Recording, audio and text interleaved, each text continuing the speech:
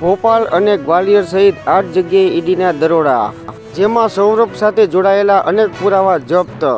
31 જાન્યુઆરીથી સંસદનું બજેટ સત્ર, 1 ફેબ્રુઆરીએ બજેટ રજૂ કરવામાં આવશે। મુકેશ અંબાણી પત્ની નીતા અંબાણી સાથે ટ્રમ્પના શપથ ગ્રહણ સમારોહમાં હાજરી આપશે। ગુજરાતને હચમચાવનાર અને દેશભરમાં ચકચાર સર્જનાર ખ્યાતિ હોસ્પિટલ કાંડના મુખ્ય ડાયરેક્ટર કાર્તિક પટેલને ક્રાઇમ બ્રાન્ચે મોડી રાતે અમદાવાદ એરપોર્ટ પરથી ઝડપી લીધેલ છે। ભ્રષ્ટાચાર કેસમાં સીએમ સિદ્ધાર્થ મૈયા વિરુદ્ધ કાર્યવાહી, 300 કરોડની સંપત્તિ જપ્ત।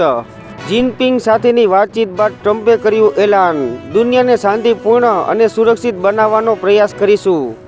મહાકુંભ, દરેક જિલ્લામાં લક્ષ્મી વરસી રહી છે। નાના કારીગરો અને નાના એકમો પાસે છે ઓછામાં ઓછા 10,000 કરોડના ઓર્ડર। એફડી, બચત ખાતા અને લોકર્સ માટે નોમિની હોવો આવશ્યક। જો આ કામ નહીં થાય તો નુકસાન થશે। આરબીઆઈ કહે છે કે મોટી સંખ્યામાં ડિપોઝિટ ખાતાઓમાં નોમિની ઉપલબ્ધ નથી। સરકાર આગામી સામાન્ય બજેટમાં કરદાતાઓ માટે નવી કર વ્યવસ્થાને વધુ આકર્ષક બનાવશે। તમિલનાડુમાં જલ્લીકટ્ટુ અને મંજુ વિરટ્ટુના કાર્યક્રમમાં 7ના મોત।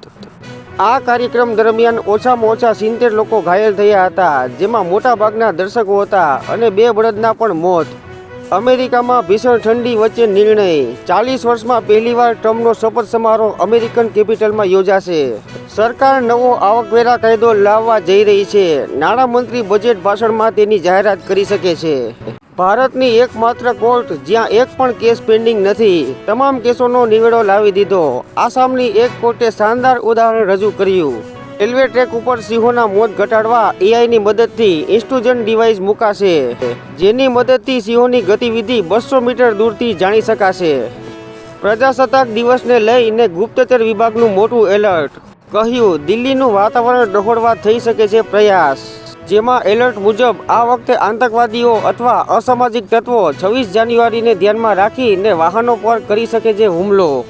અભિનેતા અર્જુન કપૂર સાથે શૂટિંગ દરમિયાન મોટી દુર્ઘટના, છત તૂટી પડતા સેટ પર 6 લોકો ઘાયલ। ગુજરાત રાજ્ય વાહન વ્યવહાર નિગમ દ્વારા ભરતીના લાયકાતમાં મહત્વનો ફેરફાર, જેમાં ક્લાર્ક અને અન્ય વર્ગ 3ની ભરતીમાં હવે સ્નાતકની ડિગ્રી ફરજિયાત।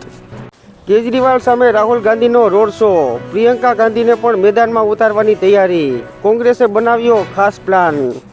ખ્યાતિ કાંડનો કાર્તિક પટેલ ઓસ્ટ્રેલિયા અને દુબઈ ભાગી ગયો હતો। ક્રાઇમ બ્રાન્ચની ટીમે ઝડપી લીધા બાદ હવે પૂછપરછ કરાશે।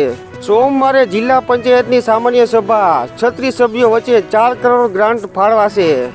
લાલુ પરિવારમાં ફરી રાજકીય સંઘર્ષ ફાટી નીકળ્યો, તેજસ્વીએ નહીં હવે તેજ પ્રતાપે કર્યો મોટો ખેલ। શેખ હસીનાનો ધડાકો, મારી હત્યા થવાની હતી, 20-25 મિનિટ માટે બચી ગઈ, મને અનેક વખત મારી નાખવાના કાવતરા ઘડાયા હતા, ઉપરવાળાએ બચાવ્યા, હું પીડિત છું, દેશ ઘર વિના જીવી રહી છું। સૈફ અલી ખાનની સારવારનો ખર્ચ 35,98,700 રૂપિયા, વીમા કંપનીએ 25 લાખ ચૂકવવા મંજૂરી આપી, જેમાં કેશલેસ ટ્રીટમેન્ટ લીધી, દસ્તાવેજો લીક થયા, હાલ લીલાવતીમાં સારવાર હેઠળ છે અભિનેતા। અમેરિકન એમ્બેસેડર એરિક ગાર્સેટીનું કહેવું છે કે ભારતે બિઝનેસ ફ્રેન્ડલી હરીફો સાથે સ્પર્ધા કરવા માટે ટેરિફમાં ઘટાડો કરવાની જરૂર છે। અમદાવાદ કાંકરિયા પરિસરમાં કેન્ડી વર્લ્ડ પ્રોજેક્ટ શરૂ કરાશે। 76માં ગણતંત્ર દિવસે દરેક પોસ્ટ ઓફિસમાં રાષ્ટ્રધ્વજ ફરકાવવાની સાથે ડાક ચોપાલ। કોલકાતા રેપ મર્ડર કેસ, આરોપી સંજય રોય દોષિત જાહેર। ઈડીનું કહેવું છે કે તેણે કર્ણાટકમાં મૈસૂર અર્બન ડેવલપમેન્ટ ઓથોરિટી સાથે જોડાયેલા મની લોન્ડરિંગ કેસમાં રૂપિયા 300 કરોડની સંપત્તિ જપ્ત કરી છે। ગોધરા રમખાણ કેસના દોષિતોની અપીલ પર 13 ફેબ્રુઆરીએ સુનાવણી કરશે સુપ્રીમ કોર્ટ। મુંબઈ ગરાઓ માટે ખુશીના સમાચાર, મુંબઈ કોસ્ટલ રોડ 26 જાન્યુઆરીથી સંપૂર્ણપણે કાર્યરત થઈ જશે।